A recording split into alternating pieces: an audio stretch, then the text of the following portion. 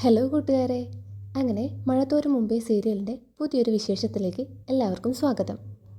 അങ്ങനെ ബാലചന്ദ്രമേനോൻ ഹോസ്പിറ്റലിൽ നിന്ന് ഡിസ്ചാർജായി നെടുമ്പുരക്കൽ വീട്ടിലേക്ക് തിരിച്ചു വന്നിരിക്കുകയാണ് കേട്ടോ. ബാലചന്ദ്രൻ്റെ പെരുമാറ്റത്തിലും സംസാരത്തിലും ഒക്കെ ഒരു വ്യത്യാസം എല്ലാവർക്കും മനസ്സിലാവുന്നുണ്ട് കേട്ടോ. പ്രത്യേകിച്ച് വൈജയന്തിയോട് ഇപ്പോഴും ഒരു അകൽച്ച കാത്തു സൂക്ഷിക്കുന്നുണ്ട് കേട്ടോ ബാലചന്ദ്രൻ. വൈജയന്തിയോട് ഒന്നും സംസാരിക്കാനും നിൽക്കുന്നില്ല, ഒരു കാര്യമായിട്ട് ചെയ്യാനും സമ്മതിക്കുന്നില്ല. വൈജയന്തിക്കാണെങ്കിൽ പല കാര്യങ്ങൾ കാണുമ്പോൾ ദേഷ്യം വരുന്നുണ്ടെങ്കിലും ഡോക്ടർ പ്രത്യേകം പറഞ്ഞിട്ടുണ്ടായിരുന്നു ബാലചന്ദ്രനെ അനാവശ്യമായി പ്രകോപിപ്പിക്കുകയോ അദ്ദേഹത്തിന് മാനസിക സംഘർഷം ഉണ്ടാക്കുകയോ ചെയ്യരുതെന്ന്. അതുകൊണ്ട് തന്നെ വൈജയന്തി ബാലേന്ദ്രനായിട്ട് അധികം വഴക്കിനൊന്നും പോകുന്നില്ല. അങ്ങനെ വീട്ടിലെത്തിയ ബാലേന്ദ്രൻ ആദ്യം തന്നെ കൃഷ്ണമോളോട് പറഞ്ഞ് തൻ്റെ സാധനങ്ങളൊക്കെ മുകളിലത്തെ ഗസ്റ്റ് റൂമിലേക്ക് മാറ്റി. ഇനി മുതൽ അവിടെ കിടക്കുന്നതെന്ന് പറഞ്ഞു കേട്ടോ. ഇതൊന്നും വൈജയന്തിക്ക് ഒട്ടും ഇഷ്ടപ്പെടുന്നില്ല. പക്ഷേ തിരിച്ച് തർക്കിക്കാനോ ഒന്നിനും നിൽക്കുന്നില്ല കേട്ടോ വൈജയന്തി. ഇതൊക്കെ കണ്ട് എല്ലാവരും ആകെ അന്തം വിട്ട് നിൽക്കുകയാണ് കേട്ടോ. അലീനയ്ക്കും ഇതൊക്കെ കണ്ടിട്ട് ഒന്നും മനസ്സിലാവുന്നില്ല കേട്ടോ. അലീന ഇതൊക്കെ അറിയുന്നത് കാണുമ്പോൾ വൈജയന്തിക്ക് കൂടുതൽ ദേഷ്യം വരികയാണ് കേട്ടോ ചെയ്യുന്നത്. അലീനയുടെ മുമ്പിൽ താൻ വളരെ ചെറുതായി പോയി എന്നുള്ളൊരു തോന്നലാണ് കേട്ടോ വൈജയന്തിക്ക്. ആ സമയത്താണ് കേട്ടോ ബാലേന്ദ്രമേനോൻ മുകളിൽ നിന്ന് വന്നിട്ട് എല്ലാവരോടും കൂടി പറയുന്നുണ്ട്, അലീന, ഇന്നു മുതൽ മുത്തശ്ശിയുടെ കാര്യം മാത്രമല്ല എൻ്റെ കാര്യം കൂടി നീ തന്നെ നോക്കണം. ഇത് കേൾക്കുന്നതോടുകൂടി വൈജയന്തിയുടെ ആ കൺട്രോൾ ആകെ പോകുന്നുണ്ട് കേട്ടോ. എന്തെന്ന് വെച്ചാൽ വൈജയന്തിനെ ഒന്നും ചെയ്യാനോട്ട് സമ്മതിക്കുന്നില്ല. ബാലേന്ദ്രനാണെങ്കിൽ നേരെ ചൊവ്വേ വൈജയന്തിയോട് സംസാരിക്കുന്ന പോലുമില്ല. ആ സമയത്താണ് വൈജയന്തി ചെയ്യേണ്ട കാര്യങ്ങളൊക്കെ അലീനേനെ ഏൽപ്പിക്കുന്നത്.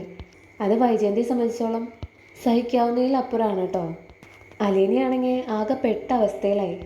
അതുവരെ ബാലേന്ദ്രനോട് പറഞ്ഞിട്ട് യാത്ര പറഞ്ഞ് പോവാതിരുന്ന ആളാണ് കേട്ടോ അലീന. ഇതോടുകൂടി അലീനയ്ക്ക് അവിടുന്ന് പോകാൻ പറ്റാതെയായി. അങ്ങനെ ബാലേന്ദ്രൻ അലീനനെ മുകളിലേക്ക് വിളിപ്പിക്കുന്നുണ്ട് കേട്ടോ. അങ്ങനെ അലീന മുകളിലേക്ക് ചെല്ലുന്നുണ്ട്. അപ്പോൾ അലീന ചോദിക്കുന്നുണ്ട്, എന്താ സാർ, എന്താ വേണ്ടത്? അപ്പോൾ ബാലേന്ദ്രൻ പറയുന്നുണ്ട്, സത്യം, എനിക്കറിയേണ്ടത് അത് മാത്രമാണ്. അലീന എന്നോട് സത്യം മാത്രമേ പറയൂ എന്നാണ് എൻ്റെ വിശ്വാസം. അപ്പോൾ ഇതൊക്കെ കേൾക്കുമ്പോൾ അലീന ഒന്ന് ഞെട്ടുന്നുണ്ട് കേട്ടോ. സാർ എന്താ ഇങ്ങനെയൊക്കെ സംസാരിക്കുന്നതെന്നാണ് കേട്ടോ അലീന ആലോചിക്കുന്നത്. അപ്പോൾ ബാലേന്ദ്രമേനോൻ പറയുന്നുണ്ട്, നീ ഒരിക്കൽ പറഞ്ഞല്ലോ വൈജയന്തി നിനക്ക് അമ്മയെ പോലെയാണെന്ന്. ശരിക്കും അത് അമ്മയെ പോലെ എന്നാണോ അതോ അമ്മ തന്നെയാണെന്നാണോ? ഇത് കേട്ടതും അലീന ആകെ ഞെട്ടിത്തെറിച്ചു പോയിട്ടോ. ബാലേന്ദ്രനോട് പറയാൻ അലീനയ്ക്ക് കയ്യിൽ മറുപടി ഒന്നുമില്ല. അപ്പോൾ ബാലേന്ദ്രൻ ചോദിക്കുന്നുണ്ട് കേട്ടോ, അലീന എന്താ ഒന്നും മിണ്ടാതെ നിൽക്കുന്നേ? എൻ്റെ ചോദ്യത്തിനുള്ള മറുപടി കിട്ടിയില്ല. നിനക്ക് ചോദ്യം മനസ്സിലായില്ലെന്നുണ്ടോ? എങ്കിൽ ഞാനൊന്നും കൂടി വ്യക്തമാക്കി പറയാം. വൈജയന്തി നിൻ്റെ സ്വന്തം അമ്മയാണോ അല്ലയോ? എനിക്കതിനുള്ള മറുപടി കിട്ടിയാൽ മതി. ഇത് കേട്ടതും അലീന ആകെ കരയാൻ തുടങ്ങി കേട്ടോ. അലീനയ്ക്ക് പറയാൻ അലീനയുടെ കയ്യിലൊരു മറുപടി ഒന്നുമില്ല. അപ്പോൾ ബാലേന്ദ്രൻ പറയുന്നുണ്ട്, നീ കരയാൻ വേണ്ടി ചോദിച്ചതല്ല. എപ്പോഴാണ് നീ അറിഞ്ഞത് വൈജയന്തി നിൻ്റെ അമ്മയാണെന്ന്? അതറിഞ്ഞു വെച്ചുകൊണ്ട് ഈ കുടുംബം തകർക്കാൻ വേണ്ടിയാണോ നീ ഇങ്ങോട്ട് വന്നത്? അപ്പോൾ അലീന പറയുന്നുണ്ട് കേട്ടോ, ഒരിക്കലും അല്ല സാർ. എനിക്കെൻ്റെ അമ്മയെ ഒരു നോക്ക് കാണണമെന്ന് മാത്രമേ ഉണ്ടായിരുന്നുള്ളൂ. എനിക്കും ഇതൊന്നും അറിയില്ലായിരുന്നു.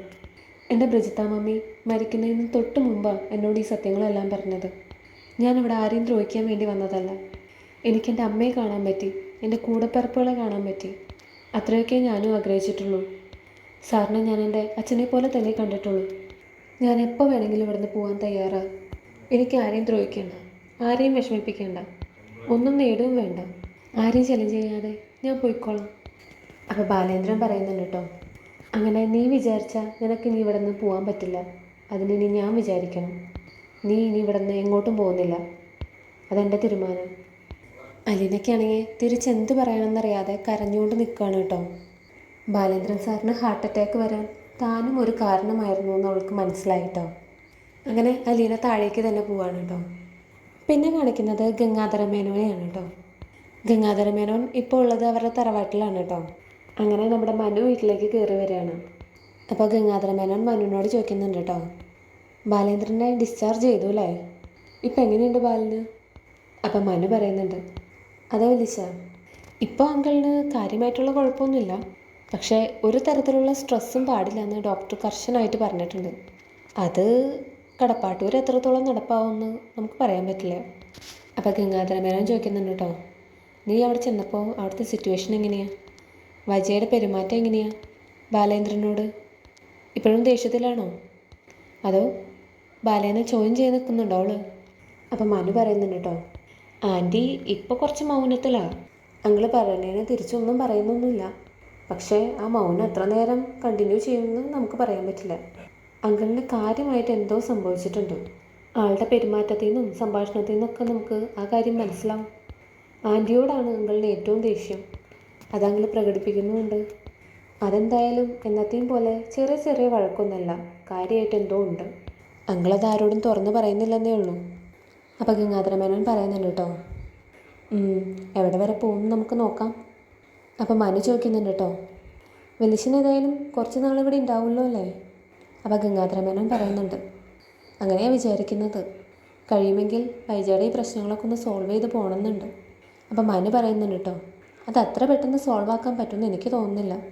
ആൻറ്റിയുടെ സ്വഭാവം അറിയാലോ, ആര് പറഞ്ഞാലും കേൾക്കത്തില്ല. അവിടുത്തെ പ്രശ്നങ്ങൾ മാറാൻ ആൻറ്റി തന്നെ വിചാരിക്കണം. അപ്പോൾ ഗംഗാധരമേനോൻ പറയുന്നുണ്ട് കേട്ടോ, എനിക്ക് നിന്നോട് വേറൊരു കാര്യം ചോദിക്കാനുണ്ട്. അലീനയെ പറ്റിയാ.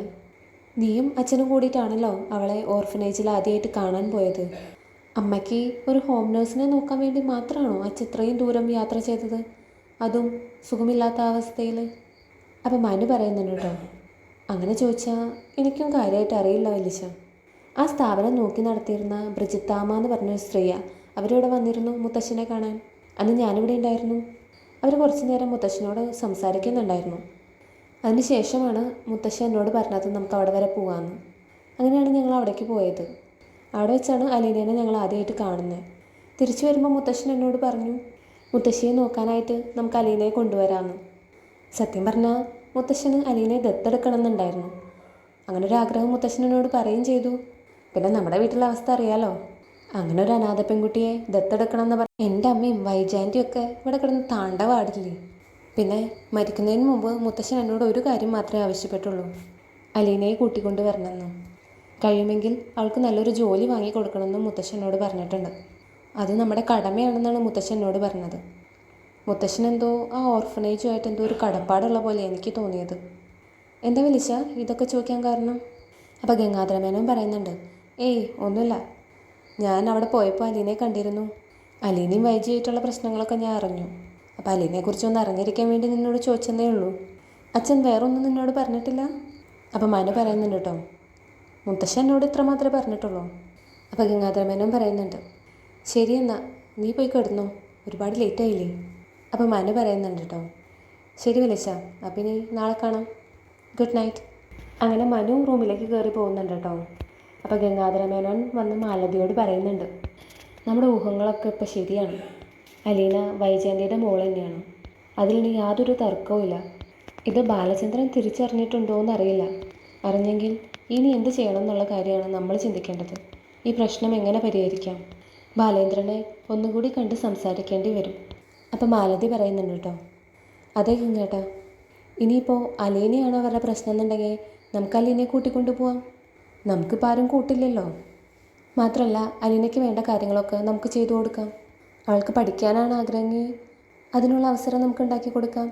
അഥവാ ജോലിയാണെങ്കിൽ നല്ലൊരു ജോലി കൊടുക്കാം. ഇനി അതുമല്ലെങ്കിൽ നമുക്കവളെ വിവാഹം കഴിച്ചയക്കാം.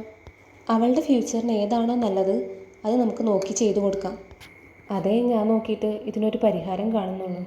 അപ്പോൾ ഗംഗാധരമേനോൻ പറയുന്നുണ്ട് കേട്ടോ, ഏതായാലും ബാലേന്ദ്രനെ ഒരു പ്രാവശ്യം കൂടി കാണണം, എന്നിട്ടേ നമുക്ക് എന്തെങ്കിലും തീരുമാനിക്കാൻ പറ്റുള്ളൂ. അപ്പോൾ ഇത്രയൊക്കെയാണ് കേട്ടോ നാളത്തെ എപ്പിസോഡിൽ സംഭവിക്കാൻ പോകുന്നത്. വീഡിയോ ഇഷ്ടപ്പെട്ടാൽ ലൈക്ക് ചെയ്യുക, സബ്സ്ക്രൈബ് ചെയ്യുക. പുതിയ വിശേഷങ്ങളുമായി അടുത്ത വീഡിയോയിൽ കാണാം. താങ്ക്